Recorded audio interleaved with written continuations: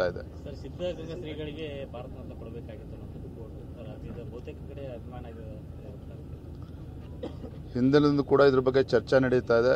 ಎಲ್ಲದಕ್ಕೂ ಕೂಡ ಸಮಯ ಕೂಡಿ ಬರೋದ್ರಿಂದ ಒಳ್ಳೇದಾಗ್ತದೆ, ಒಳ್ಳೆ ಆಗ್ತದೆ ವಿಶ್ವಾಸ ಇದೆ. ಟಿ ರವಿ ಅವರು ಮಾತಾಡ್ತಾರೆ, ನಾವು ರಾಜಕೀಯ ಷಡ್ಯಂತ್ರಗಳಿಗೆ ಬಲಿಯಾಗ್ತೀವಿ, ನಾವು ಅಭಿವೃದ್ಧಿ ಮಾಡಿಲ್ಲ ಅಂತಲ್ಲ, ನಾವು ಪಿತೂರಿಗೆ ಒಳಗಾದೀವಿ, ನಾನು ಮತ್ತು ಪ್ರೀತಮ್ ಗೌಡ ಅಂತ ಅವರು ಲೆಕ್ಕ. ಬೇರೆ ಪ್ರಶ್ನೆ ಇದ್ರೆ ಕೇಳೋಣ.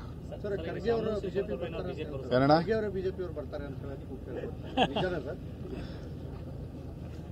ಇಡೀ ದೇಶದಲ್ಲಿ ಮತ್ತು ಕರ್ನಾಟಕ ರಾಜ್ಯದಲ್ಲೂ ಸಹ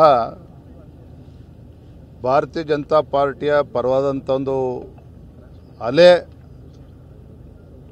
ನರೇಂದ್ರ ಮೋದಿಜಿಯವರು 3ನೇ ಬಾರಿಗೆ ಪ್ರಧಾನಮಂತ್ರಿ ಆಗಬೇಕು ಅಂತಕ್ಕಂಥ ಮತದಾರರೊಂದು ಆಶಯ, ಇವೆಲ್ಲವೂ ಕೂಡ ಎಲ್ಲೆಡೆ ವ್ಯಕ್ತ ಆಗ್ತಾ ಇದೆ.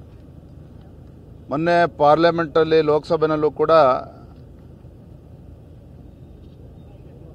ಕಾಂಗ್ರೆಸ್ ಪಕ್ಷದ ಅಧ್ಯಕ್ಷ ಇರ್ತಕ್ಕಂಥ ಖರ್ಗೆ ಅವರ ಬಾಯಲ್ಲೂ ಕೂಡ ಮುಂದೆ ಬಿಜೆಪಿ 400ಕ್ಕೂ ಹೆಚ್ಚು ಸ್ಥಾನಗಳು ಬರ್ತದೆ, ನರೇಂದ್ರ ಮೋದಿಜಿಯವರು ಮತ್ತೊಮ್ಮೆ ಪ್ರಧಾನಮಂತ್ರಿ ಆಗ್ತಾರೆ ಅನ್ನೋದು ಅವರ ಬಾಯಲ್ಲೂ ಕೂಡ ಬಂದಿರತಕ್ಕಂಥದ್ದು ಸತ್ಯದ ಅರಿವು ಇವತ್ತು ಪ್ರತಿಯೊಬ್ಬರಿಗೂ ಕೂಡ ಆಗಿದೆ. ಅದೇ ರೀತಿ ಕಾಂಗ್ರೆಸ್ ಪಕ್ಷದ ರಾಷ್ಟ್ರೀಯ ಅಧ್ಯಕ್ಷರು ಕೂಡ ಆಗಿದೆ.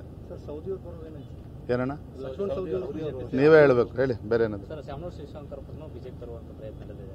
ನಮಸ್ಕಾರ, ಧನ್ಯವಾದ, ಥ್ಯಾಂಕ್ ಯು.